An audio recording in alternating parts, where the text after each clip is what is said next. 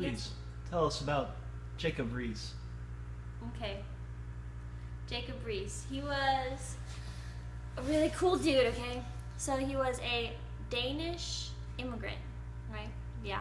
He was from Denmark? Is that where the Danish are from? They're from Denmark, right? The Danish? I think so. I don't want to say he's from Denmark and then be wrong. Okay, I just know he's Danish. Okay, sorry. Okay.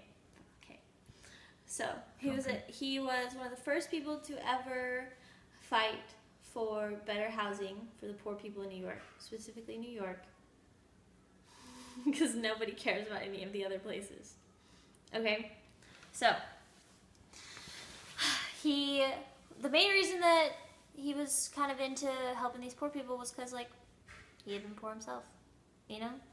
Like, poor people tend to want to help other poor people. So Riis was like, when he moved here, everybody was moving here. Like, literally the entire world was deciding to start immigrating into the US. So everybody was just kind of flooding New York because that's where you go when you're here. Okay, and so he got here and he literally could not find a job because he was supposed to be a carpenter, but obviously that didn't happen. So as he was working on it, he just kind of he finally got here and he had no job, so he got really poor, like ridiculously poor. And so then through his being poor, he got really depressed and eventually got pretty suicidal, and it was just all pretty rough there for a while. But then finally Riis got a job as a police reporter for the New York I'm really bad at saying. So he got a job with the New York Tribune. There it is. Okay, so when he was working for the Tribune, he was like, "Hey, this is the perfect opportunity for me to help some poor people. I've got this. Here we go." Okay? And so he was like, you know what? I'm going to photograph these poor people and make all the upper middle class people feel sucky about their lives. Done. So, in order for him to get these photographs, he had to actually go into these disgusting places. So all the poor people in this time were living in the New York slum tenement thing, okay? And in these tenements, they had literally zero plumbing. There were no windows. There was no ventilation. As Hayden said earlier, if you farted, it had nowhere to go. It was stuck. So, obviously not a fun time for these people. Okay? So he would go in these places, but because they had no freaking windows, it was too freaking dark for them to get any, I almost said freaking 4 times in a row, for them to get any good photos of the poor people. Okay? So they were like, how are we supposed to do this? And that's when Jacob Riis was like, wait, there's this new thing that they're trying. It's called flash photography. We have to try it. Except the downside was it made a really loud noise and tended to scare people half to death.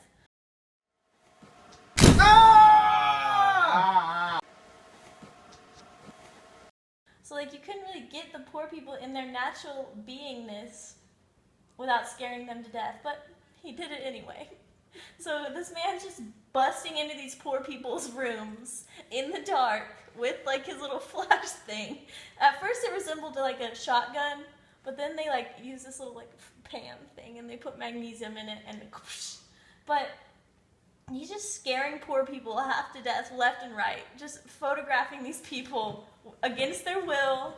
Who knows if they even wanted to have their picture taken, but he did it for the greater good. Okay, so while Jacob Riis was trying to get America to change their thinking on how they treated poor people, and specifically New York, again, he focused mainly on New York.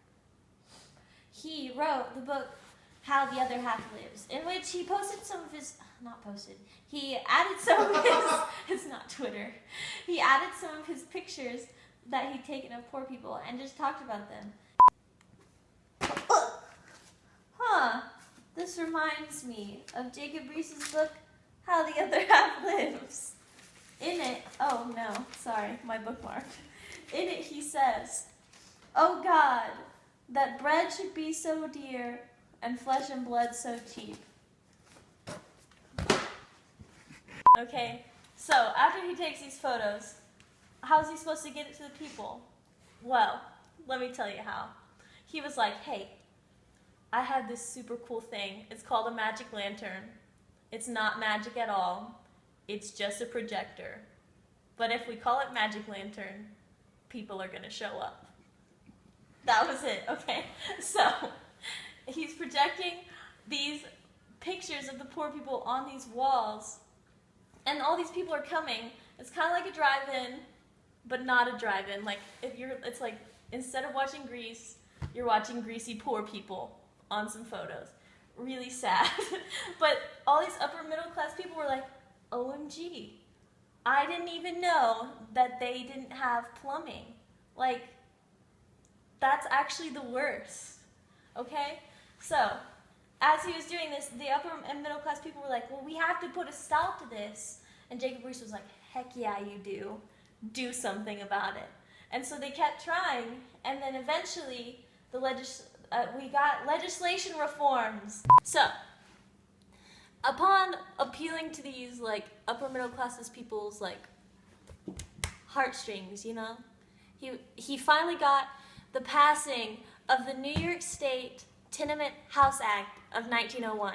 Okay, this thing required that all of the former tenement buildings be torn down. That all the new ones built, they had to have a courtyard, indoor plumbing, fire safeguards, and like a bunch of other stuff that they did not. Oh, and especially windows. That was important. Okay? So, after getting all of this done, Jacob Riis was like, heck yeah, boy. I'm a hero. What's up? Okay? So, Jacob Riis, in getting this new legislation and all these reforms passed, became an American hero and a muckraking icon. Gang gang.